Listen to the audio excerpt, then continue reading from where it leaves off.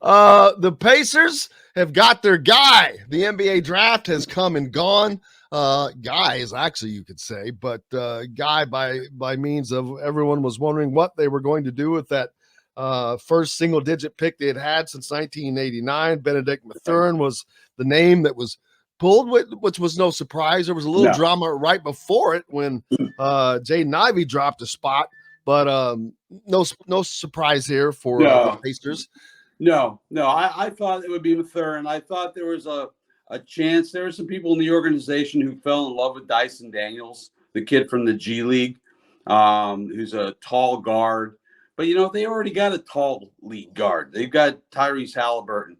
To me, this was not only the best player available at that spot, but he also fills quite a need for the Pacers as a wing. Clearly, they have a lot more they're going to do. I was a little, I didn't understand why they didn't make some more moves on draft day, but I'm told under no uncertain circumstances that Brogdon will get moved, and there's a chance that Turner gets moved here in the next couple of weeks. And if you're those guys, I mean, it's just business as usual, really. It's not personal. Usually you don't have this much notice that you're going to be getting traded, but at least now you can start packing your things. Well, I mean, poor Miles. Miles makes how many millions of dollars? Millions of dollars, yeah. But he is on the trade block every minute of every year. He's been on the trade block for the last 3 years, it seems like. Brogdon just makes sense. I mean, the guy is always hurt. He's 29 years old, so he doesn't really fit into the timetable that the Pacers have for growing this team with young players. And look, you want to get Nembhard and Mathurin and all these guys. You want to get them their touches. And at this point, I don't see how Malcolm Brogdon fits into this program. So I fully believe they're going to make a move with him. Now comes free agency, which gets everybody excited, but it's a really bad free agent market. Now, the one guy who's interesting, who I know the Pacers like, is Miles Bridges, the old player from Michigan State. But the Hornets have made it pretty clear that they're going to try and do everything they can to keep him. Now, whether that's just BS, I don't know. But he is a restricted free agent, and that's going to make it a very difficult get for the Pacers.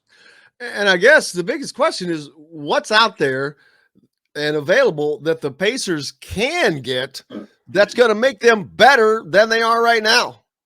Not much. I think what they're going to have to do is they're going to have to go through the trade route. Look, even if this was a good free agency class, which it's not, the Pacers have a hard time getting guys to come here. I mean, that's just the way it is. You think back to the quote-unquote big-name free agents who have come here, the list begins and ends with David West. And David West was coming off a pretty serious knee injury and surgery the prior year. So they're not going to get the big-name free agents or even the middle-name free agents. I think they're going to have to move Turner if they hope to get what they want. I don't know how much you're going to get for Brogdon. He played 36 games last year. So, I think teams are leery of Malcolm Brogdon. He's a hell of a player and a really fine young guy. But, if he's playing 36 games a year, do you really want him? And looking at what they were last year and not being negative towards Mathurin, but how much have they even gotten better at all? Yeah, they've gotten better. I mean, they've gotten deeper. Mathurin is going to start. He's going to play. He's going to make an impact, I believe. But this is still a team that's going to be in the lottery. Unless they make some amazing moves, specifically trades here in the next couple of weeks, I think this is a team, and they'll say the same thing. It's going to take 2 or 3 years to rebuild this thing. And good on them, because it's about damn time that they blew the whole thing up and said, let's go, let's start over. Look, we're not talking about the process here. with the Philadelphia 76ers or the OKC Thunder. They're going to try to do it a little quicker.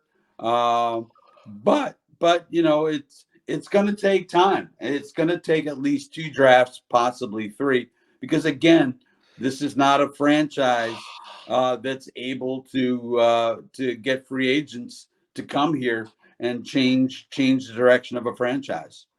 And we've talked about this so much, but they've worked so hard to always be at the worst competitive that it's bit them in the ass. It's backfired because they have been competitive at worst at most times, but that's kept them from going down to get back up. And where Right. these other teams, they'll bottom out, but when they bottom out, they're able to get much better draft picks and come back, where Indiana has just stayed in that middle, just bouncing around. You know who I blame? I blame Donnie Walsh for doing the job too well, because Yeah. Donnie Walsh rebuilt. Let me get this off my screen. Donnie Walsh rebuilt this team on the run. After the 2000 champion, they got to the NBA Finals, and they were right back at it just a couple of years later, even after Smith's retired, Mark Jackson left, the whole bit. And then Larry Bird did much the same thing. They, after the brawl, it took a couple of years, but they rebuilt on the run. So Herb Simon thinks you can do that all the time, and you can't, and especially when you are a team, again, that can't get free agents. What I found interesting about, and I wrote about this in my story, I guess it was yesterday or the day before, is the Pacers really desperately want guys who want to be here. And so they rolled out the red carpet for the draftees. They took them to St. Elmo's, tried to kill them with the sauce, and then they took them out to the Indianapolis Motor Speedway and tried to kill them again by going 160 miles an hour around the track. Did they get in the double seater that you got to ride in? No, this was not the Indy car. This was the pace car for the Indy 500. I think it's a Camaro or something. I don't know. It's a kind of car. No, wow. They didn't even give him the double car treatment. Wow, dude, you got better. What kind of insurance do you think? Hey, how crazy would the Pacers have to be to put those guys in a Indy car going 200 miles an hour or 180 or whatever they go? I mean, it they're is, doing 160 in a pace car. Huh? Yeah, they're doing 160 in a pace car. I'd rather be in an Indy car that's a little built for it a lot more. Yeah, well, a pace car. As Benedict Mathurin said, I really need my 2 arms and my 2 legs. Yeah, that was probably dumb. A pace car, Indy car, yeah, I can see it, but not a pace car. That just brings bad thoughts come to mind. But yeah. It is a great place. And if you're getting paid and you see that the future's coming, maybe that will spur these guys to want to be here. I'm a little surprised that there's only so many places you can go, first of all, and you've got to have a lot of cachet behind you to be able to get to those places. I mean, LeBron can obviously call his shot and go wherever he wants to go. He's right. Done it his career. If he wants to go to Miami, he goes to Miami. If he wants to go back to Cleveland, he goes back to Cleveland. LA, he goes to LA. But I don't know why. Once you get to the NBA, man, I would think that getting paid and playing at a competitive level is what you would want, and no matter where that is. But that hasn't quite been the case for. No, it hasn't. I mean, you look at Paul George. Paul George wanted out. I think a lot of that was he had issues with Larry and Kevin Pritchard, more Larry than Kevin. And then I'm telling you, Victor Oladipo, I had somebody in their organization tell me they have never seen a person change more when they became a star than Victor Oladipo. When Victor started out here, he was great. He was fun. He was accessible. And he surrounded himself with the wrong people. He's since changed agents and done some smarter things.